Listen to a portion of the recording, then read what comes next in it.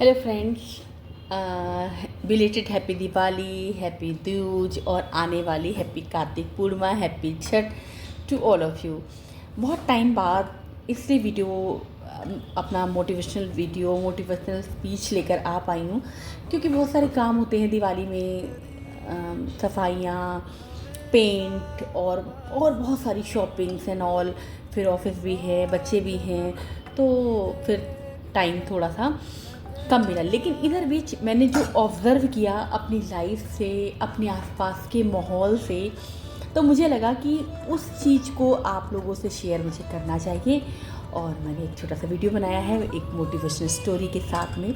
कभी कभी क्या होता है, जब हम बहुत पजल्ड होते हैं, हमारे पास बहुत काम होता है, हमारे पास कोई भी एंटरटेनमेंट का साधन नहीं होता है, तो हम बहुत डल फील करने लगते हैं, बहुत डिप्रेस फील करने लगते हैं। और आई थॉट कि सबसे वर्स्ट लाइफ हमारी है और हमारी लाइफ में कुछ भी नहीं है, यूज़लेस है हमारी लाइफ एंड ऑल। लेकिन एक्चुअली में ऐसा नहीं होता है, क्योंकि हम अपने आसपास के माहौल से और अपने आप से, अपनी डेली रूटीन के कारण जो है वो ना बहुत ज़्यादा पजल्ड हो जाते हैं मेंटली।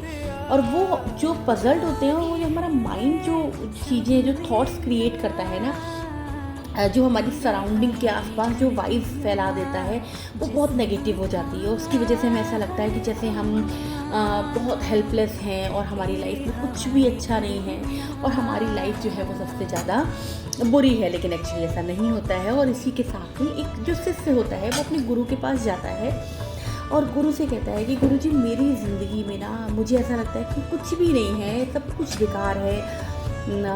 मैं बस, मेरा वही रोज़ का काम है कि मैं सुबह उठता हूँ, नहाता हूँ और ऑफिस चला जाता हूँ, और ऑफिस से आने के बाद फिर वही खाना खाना और सो जाना। मतलब मेरी लाइफ का उद्देश्य जो हो गया है वो सिर्फ इतना है कि मुझे कमाना है, अपना घर चलाना है और किसी तरीके से अपने आप को सरवाइव करना है। तो मैं इतना हेल्पलेस फील करता हूँ, इतना ज़्यादा बोझिल फील करता हूँ कि मुझे ऐसा लगता है मेरी ज़िंदगी में कुछ नहीं है, मेरी लाइफ जो है वो बिल्कुल बेकार सी है। तो गुरुजी ने कहा कि देखो, मैं जो तुम्हें उपाय बताऊंगा वो करना तुम्हारे लिए थोड़ा सा कठिन है, लेकिन अगर तुम इसको करते हो तो तुम्हें अपनी ज़िंदगी में अच्छा और बुरा खुद से सोचने की क्षमता आपके अंदर उत्पन्न होगी, जो कि मेरे ज्ञान से आपको नहीं आएगा। वो आपको अपने अंदर जनरेट करनी पड़ेगी, वैसी एनर्जी ना आपको अपने अंदर जनरेट करनी पड़ेगी।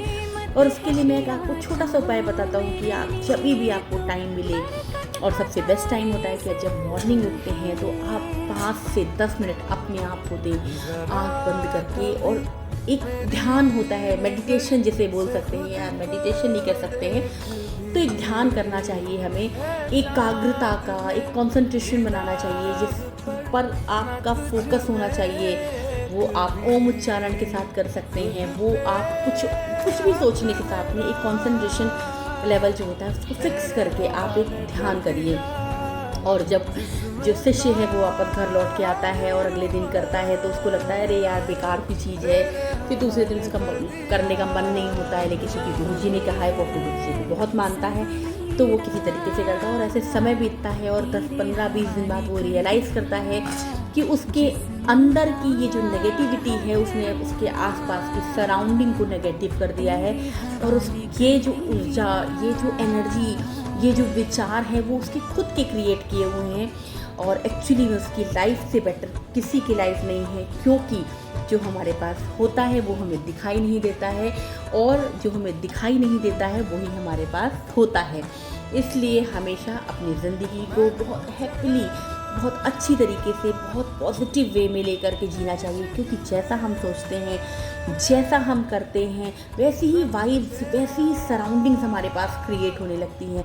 अगर हम डल, नेगेटिव या बहुत ज़्यादा फ्रस्ट्रेटेड फील होंगे ना, तो हमारे आसपास की सराउंडिंग्स, हमारे आसपास की वाइब्स, हमारे आसपास की एनर्जी जो है वो वैसी ही हो जाती है। तो we should always be very careful about our self. तो इसी के साथ नमस्ते, सत श्री अकाल, और बहुत सारी विशेज़ आपके लिए कि आप सब बहुत खुश रहें और मैं भी बहुत खुश रहूं, क्योंकि जो हम देते हैं वही हमें मिलता है। Please like and subscribe my channel. Okay, bye bye.